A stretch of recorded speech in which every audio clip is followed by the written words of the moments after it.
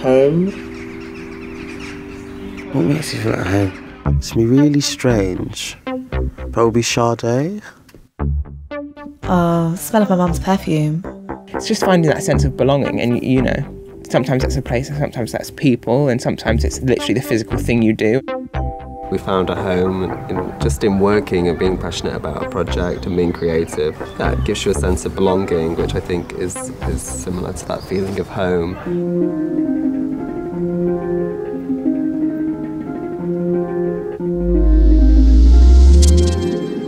I was brought up Rastafarian, and I'm very proud of my heritage. Being half black and half white, born on a council estate in Tottenham, just what those images conjure up. It's a huge part of my identity, but not in the way someone might think. I didn't really know what ballet was until I was about 8 or 9 years old. So I was living in Ghana at the time. My grandma used to record VHSs, and she used to send them out to us, and I think she'd just left the recorder on, and she'd recorded the Royal Ballet. It was Carlos Acosta, Tamara Rojo, and I just sat and watched it and fell in love with it.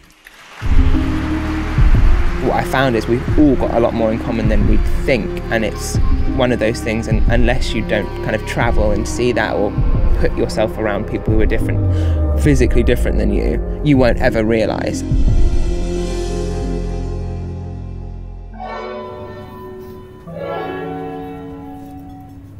If you're part of a generation who have made peace with the fact that you might never own a home, for sheer self-preservation, you have to work out how to make a home on the move and to find your centre.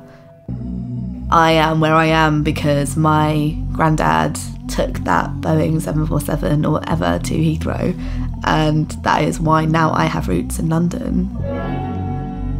British Values is a zine that celebrates and talks about immigrant communities in the UK as a reaction to the political rhetoric of British values. The process of being a woman of colour in the industry is that you have to battle, I think, quite hard just not to internalise your limitations. You create communities to protect yourself.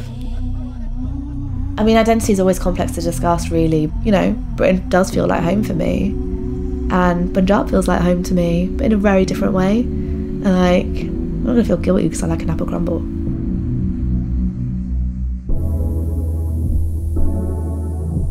Anyone that is involved within art school could come from any background. So I've found home definitely with Tom in our little haven. It's really, really important today that we are creating safe spaces for young people.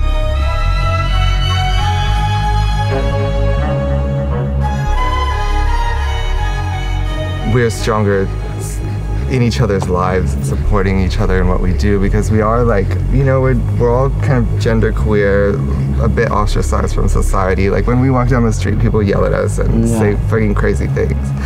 But when we're all together and supporting each other, it's so powerful, and no one can tell us anything. Community is so important for us. So it's kind of like a shelter, protection, a family.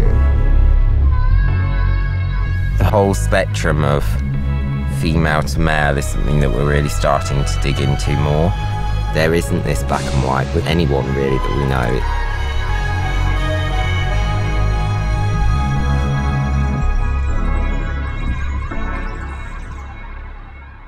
High five! High five! Good boy! No matter where you are in the world, if you're of a diaspora in any shape or form, there is that sense of a question mark to where you belong.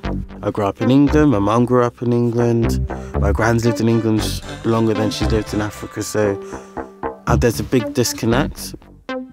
Me Journal. It's a journal of affairs, exploring sexuality, race and representation in a tightly bound, sort of safe space. I went back to Ghana 2 years ago and had no Wi-Fi, so I was walking around seeing things, and I was just excited again for the first time in a long time. And I was taking pictures, and I was learning about my history.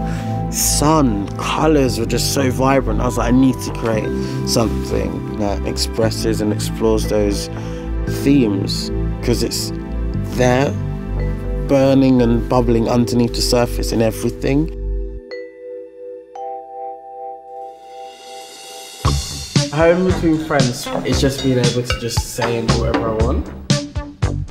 Release your inhibitions, I guess.